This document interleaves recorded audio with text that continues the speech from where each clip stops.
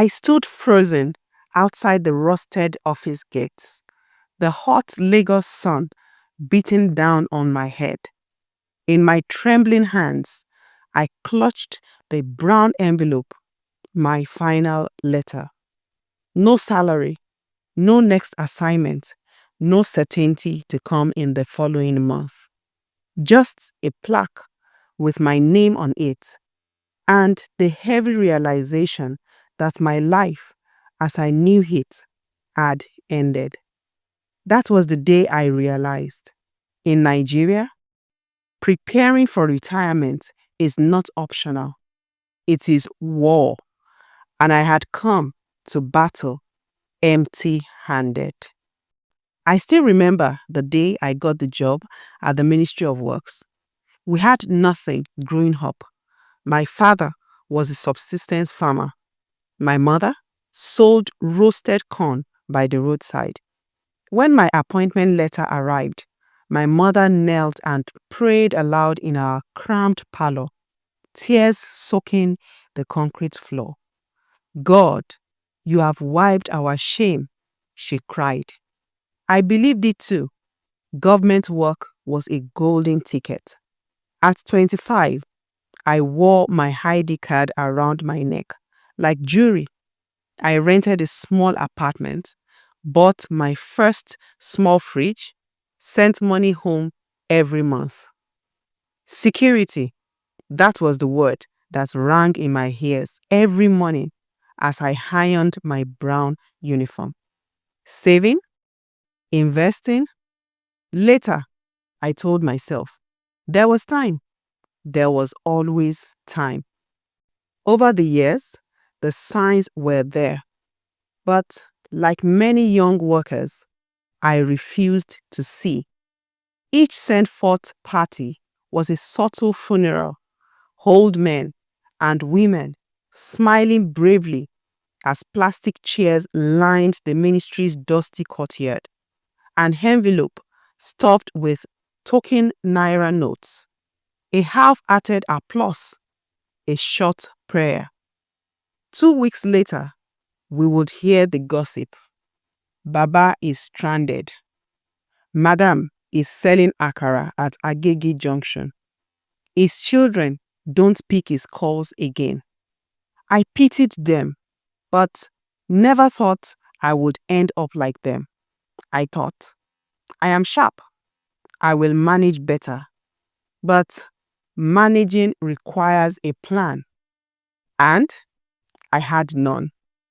When they called me into HR that fateful morning, I smiled confidently.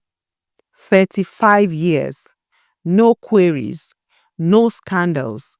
Surely I deserved something grand. Instead, a thin man behind a cluttered desk handed me an envelope, avoiding my eyes. Congratulations, madam. Thank you for your service, he said quickly, as if the words burnt his tongue. Outside, I opened it. One letter. No guarantee of when my pension would start. No roadmap for the days ahead.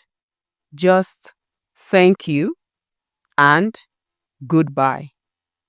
The day stretched before me like an endless empty road. The house rent was due. My last daughter was still in university. My mother, old and frail, depended on my monthly remittances. And me? I had no other income, no investments, no second skill, just faded certificates, a wardrobe full of work clothes, and a heart full of regret. The first few months were the hardest. The small savings I had evaporated like rain on Lagos asphalt. I stopped answering calls from relatives who assumed I was still in service and could help with school fees and hospital bills. I skipped church services, ashamed to put empty hands in the offering basket. I fought silent battles at night, weeping into my pillow where no one could see. At my lowest point, I considered selling my wedding ring. The very thought broke me. Was this what my years of loyalty had come to? Was this my reward? It was in that deep darkness that something inside me sparked to life. A quiet, desperate voice. Get up. I remembered my early love for fashion. How, as a teenager, I would help my auntie sell fabrics in Teju market during long vacations. I dusted off that old knowledge. I started small, buying beautiful Ankara and lace from wholesalers in Mushin, selling from my sitting room, WhatsApp, and church women's meetings. I learned to price, to bargain, to smile even when customers tried to cheat me. Slowly, the money trickled in, then flowed. It was not the life of an Oga I once dreamed of, but it was honest. It was mine. At the same time, I began consulting part-time, helping young entrepreneurs organize their small businesses using the administrative skills I had built over the years. Every naira I made, I respected. Every future plan, I treated with urgency.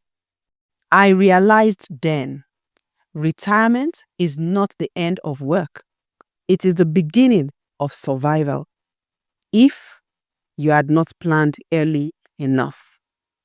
Today, whenever I see young girls and boys proudly posting pictures of their new ID cards and first offices, my heart aches for them. Not because they are wrong to celebrate, but because they are blind to the coming storm. I pull them aside gently and say, from your first salary, build your escape route. Save like you are afraid. Invest like you are hungry. Learn a trade, no matter how small. Build assets, not liabilities. Forget big cars and flashy phones. They will not save you when the alarms start ringing. I say it because I know, because I lived it, because in Nigeria, where pensions can be delayed for years, where medical bills can erase your savings in one night, where even family can forget you, you are your own safety net. What's the lesson from this story? You see, in a country like Nigeria, where even the strongest system can fail, the only true security is the one you build for yourself. Retirement is not something that happens to old people. It actually happens to everyone who is blessed to live long enough. So, prepare like your life depends on it, because it truly does. We hope that you enjoyed this story. If that is so, like and share this video. We would love to read from you, so leave a comment in the comment section about the lessons you have learned from this video. Please subscribe to this channel too. Thank you for watching this video. Bye.